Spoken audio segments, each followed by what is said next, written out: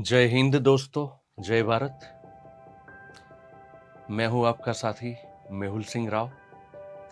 आज मैं आपके समक्ष लेके आया हूं संविधान की कुछ ऐसी अनसुनी बातें, अनकही बातें जो शायद आप संविधान में बहुत कुछ जानते हुए भी ये बातों को नहीं जानते। जी हाँ मित्रों, आपकी आतुरता अभी और बढ़ने लगी होगी कि क्या है ये सब चीजें कि जिसे हम संविधान जानते हैं फिर भी संविधान में रही ये बातों को नहीं जानते। तो दोस्तों, हम सब ये जानते हैं कि भारतीय संविधान जो है उसको हस्तलिखित किया गया है, हाथ से लिखा गया है। और ये भी जानते हैं कि उसमें जो डिजाइन, सुशोभन जो है वो भी किया गया है, कुछ चित्रांकन जो है वो भी किया गया है। मगर दोस्तों, ये संविधान के 22 भाग है, वो 22 भागों में कौन कौन से चित्र दौरे गए हैं, कहाँ पे कौन सा चित्र है। तो चलते हैं इसी सफर पर। आज जानते हैं एक नई सफर, एक नया दौर शुरू करते हैं संविधान में कि अभ्यर्थी होने के नाते तो हमें पता होना ही चाहिए, बल्कि साथ साथ भारत के नागरिक होने के नाते भी हमें ये बातें कुछ जाननी जरूरी है कि हमारा जो फंडामेंटल लॉ है, हमारा जो मूलभूत अधिनियम है, उसमें कौन कौन सी ऐसी चीजें हैं। तो पूरा संविधान तो आप जानते ही हैं, तो चलिए उस सफर पे। तो भारतीय संविधान में उसका जो पहला भाग है, पहला अध्याय है, उसमें आप देख पाएंगे कि यहाँ पे एक खुंद वाला बैल आपको दिखाई देता है। खुंद वाला बैल है जिसको आप देख पा रहे हैं, जो इंडस वैली सिविलाइजेशन से लिया गया है। ये प्रतीक है भारतीय संविधान के भाग 1 में।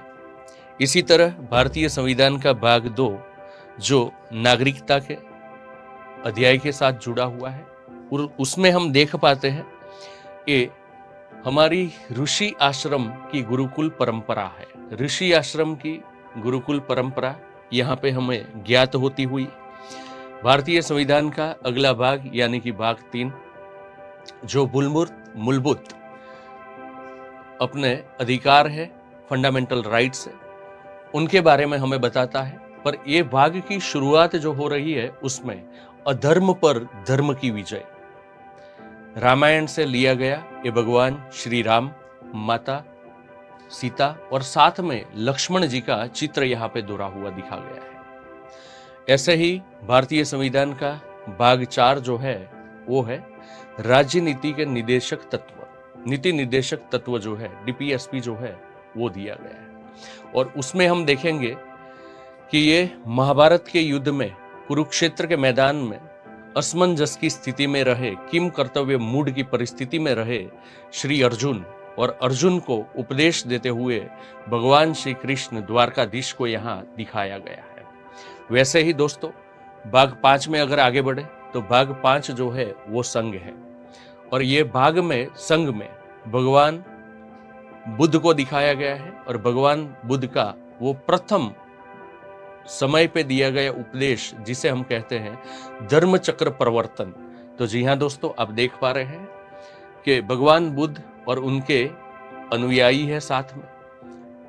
पहली बार जब भगवान बुद्ध अपने अनुयायी को उपदेश दे रहे हैं, जिसे हम धर्म चक्र प्रवर्तन कहते हैं, तो धर्म चक्र प्रवर्तन भाग 5 के अंदर दिखाया गया है, चित्रांकन किया गया है। ऐसे ही आगे बढ़े तो भारतीय संविधान का भाग 6 जहां पे स्टेट के बारे में जोगवाई दी गई है, स्टेट के बारे में जो प्रोविजन दिए गए हैं, उसमें ये जो आपको कलाकृति चित्र जो दिख रहा है वो है वर्धमान का श्री महावीर स्वामी, आखिरी तीर्थंकर भगवान श्री महावीर स्वामी।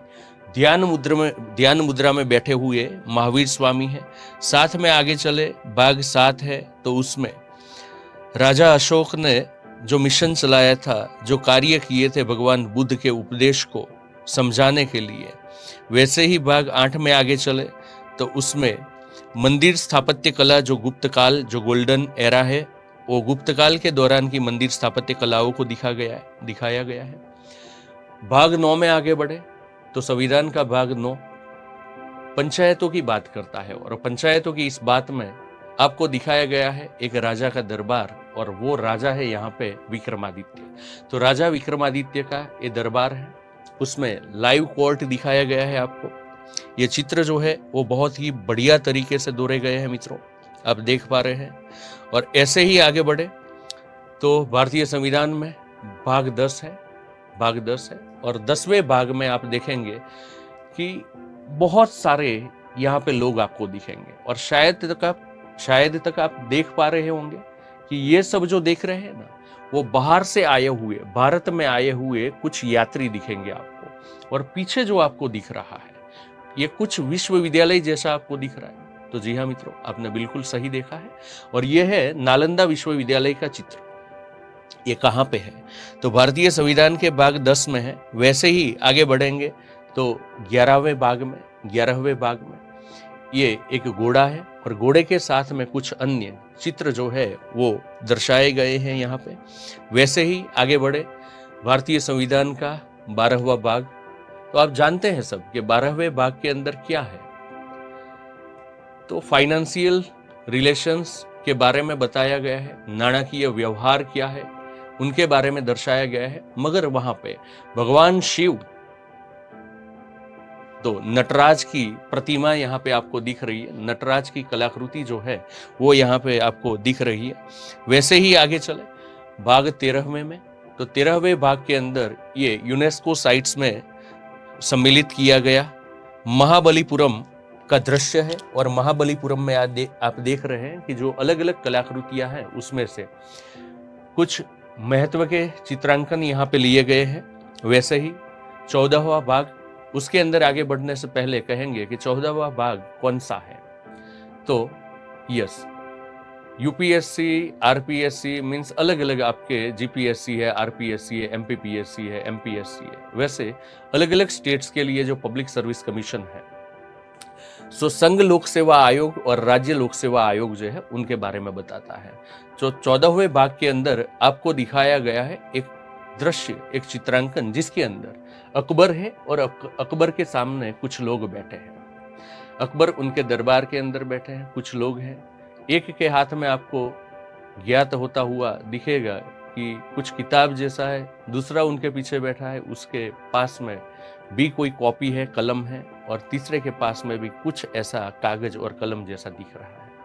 तो 14वें भाग के अंदर हमें ज्ञात हो रहा है कि ये अकबर का दरबार है, अकबर के दरबार में दिखाया गया है। इलेक्शन जो 15वें भाग के अंदर दिया गया है, और उसमें हम देखेंगे कि महान मराठा सम्राट जो है वो छत्रपति शिवाजी महाराज और साथ में सिख गुरु गोविंद सिंह जी को दिखाया गया है। वैसे ही 16वें भाग के अंदर जाएंगे तो दो महान योद्धा वो इतिहास काल के ऊपर अपने को दिखे हुए हैं, और उसमें एक जिनके बारे में हम कविता में भी पढ़ चुके हैं कि खूब लड़ी मर्दानी वो तो झांसी वाली रानी थी, और दूसरे जिसे हम मैसूर का शेर कहते हैं, मैसूर का शेर कहते हैं। जी हाँ मित्रों, आपने सही सोचा है कि कौन होगा वो। सो खूब लड़ी मर्दानी वो तो झांसी वाली रानी थी, और साथ में टीपू सुल्तान है 16वें भाग में। वैसे ही काफी रोचक बातें हैं भारतीय संविधान में, जिसमें भाग 17वां भाग जो है उसके अंदर हम देखेंगे नेताजी सुभाष चंद्र बोस है। काफी ऐसी बातें जो भारतीय संविधान को जानते हुए भी ये सब चीजों को हम नहीं जानते थे, जिनसे हम अनजान थे। तो दोस्तों, आपको ये सब बातें शायद अच्छी लगी होंगी, और शायद ही क्या बहुत ही अच्छी लगी होंगी, ऐसा मैं आत्मविश्वास के साथ कह सकता हूँ। सो यदि आपको ऐसी जानकारी और चाहिए तो जुड़े रहिए हमारे साथ। अगर ये बातें सब आपको अच्छी लगी है तो आप अपने दोस्तों के साथ साझा कीजिए, इसको शेयर कीजिए, कमेंट बॉक्स में लिखिए आपको कैसा लगा है। और शायद आत्मविश्वास के साथ ये मैं कह पाऊंगा कि इससे पहले शायद ही आपने कोई ऐसा भारतीय संविधान के परिप्रेक्ष्य में ऐसा कोई वीडियो देखा होगा कि जिसमें संविधान में ये सब अनकही चीजें जो हमें नहीं ज्ञात थी वो बताई गई। शायद ही कोई ऐसा होगा, और यहाँ पे मैंने पूर्ण रूप से ये प्रयास किया है कि आपको भारतीय संविधान में रही कुछ ऐसी चीजें भी बताई जाए जो आपसे अभी तक शायद अनजान थी, या तो आपको नहीं बताई गई थी, या आप नहीं जानते थे। ऐसी ही बातों के साथ मिलते रहेंगे। फिर से एक बार जय हिंद, जय भारत।